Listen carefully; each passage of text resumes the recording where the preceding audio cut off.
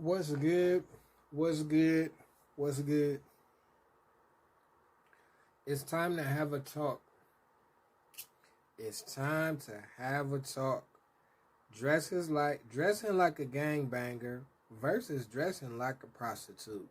Mm-mm-mm.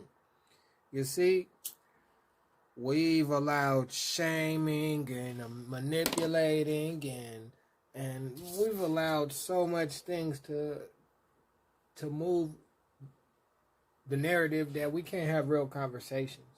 But I want to have a real conversation. There are prostitutes in the world. This is a real thing. This is not me shaming these women. But these women exist. And these women dress a certain way. The way that prostitutes dressed in the 80s is similar to how an everyday woman dresses now. And I'm not saying that because I want to control how women dress. I'm saying that because how do you know the difference between a regular girl and a prostitute? How do you know? You don't know. How do you know if you are talking to a modern woman or a prostitute if a lot of the times they're dressing the same? If a man had on a blue rag, all blue, talked like a gangbanger, threw up gang signs, but told you he was an everyday, wholesome man, you would say, why you dress like that? Well, I'm dressed like this because not all people that wear gangbanging rags and gangbanging apparel are gangbangers, but you would say you being fake. You're not being real because real bangers wouldn't fake that.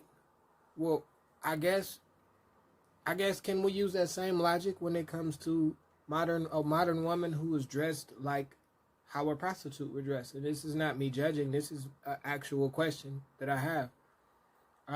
Not about judging, but if a man is sagging, then we look at this man and we go like, yo, what are you doing? Like, sagging is trashy. Like, what are you doing? But you see, the issue in the black community is that there is not one thing that a black woman can do that deserves constructive criticism. How can we have a community when only one gender can be criticized? And that doesn't make sense. Women can dress how they want. I'm not telling women how to dress, but I'm telling you how you're perceived. No matter what. If a man is dressed in blue rags with blue bandanas, you're going to think that he is a gangbanger. If a woman is dressed super provocative with her breast out and her butt hanging out, no matter what you say, and the man, it's a possibility that this woman could be a prostitute. I come from the Bay Area, so prostitution is real. It's a real thing. It's a real thing. Matter of fact, I'll share a story with you. I met a woman. I work at a train station. I met a woman when I was at work at the train station. She was dressed like a normal lady. She was very pretty, cool. She talked like she had some sense. I opened the train station. So I met her, let's say, week 1. And in week 3, when I opened the train station at 4 in the morning, she was the first person I met there with prostitute clothes on. So when I confronted her, I said, how you gonna give me your number and you a prostitute? Like, what the hell? She got mad at me for getting upset. It ain't like I hoe all the time. You can't just judge me. I'm not judging you, but I am judging you. I ain't fucking with you like that. What kind of shit is that? That would sex work is so normal that people think they could just, like, no. You about that life. When you about that life, you can't mess with nobody about this life. Same way. That man is gangbanging like, yo, like, would you allow your son? Better question. Would you allow your son to go into gang territory with gang apparel? Would you allow your black or brown son to go into gang territory?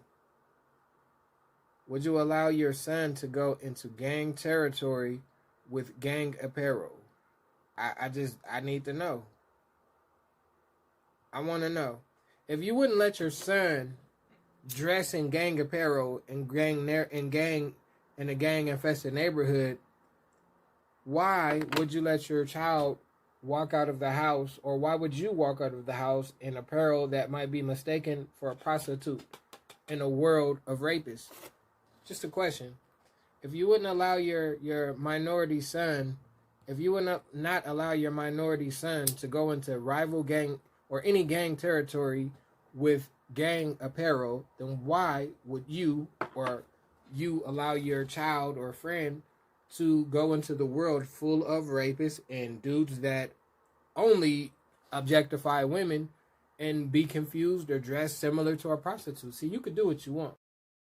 Nobody's telling you what's going on, Brittany. Nobody's telling you that you can't do this or can't do that. I'm telling you that no matter what, there's consequences to your actions. No matter what. Prostitutes are a real thing, and prostitution is normalized. So the more provocative you dress, the more likely that a person is going to automatically think that maybe you're a sex worker. Is judging wrong? Yeah, it's kind of wrong in general, but not when it's come to dating. When it comes to dating, you better judge now or be paying a judgment later. In relationships, you have to judge people. Anybody that doesn't judge in a relationship is stupid. If you don't judge in a relationship, you're stupid. If you don't judge how this person spends money, if you don't judge how they're healthy, if you don't judge how they resolve conflict, their conflict management, then you're asking for problems. Period, point blank. But my thing is, once again, if you're dressed provocatively, which you have the right to, I don't know. I'm just...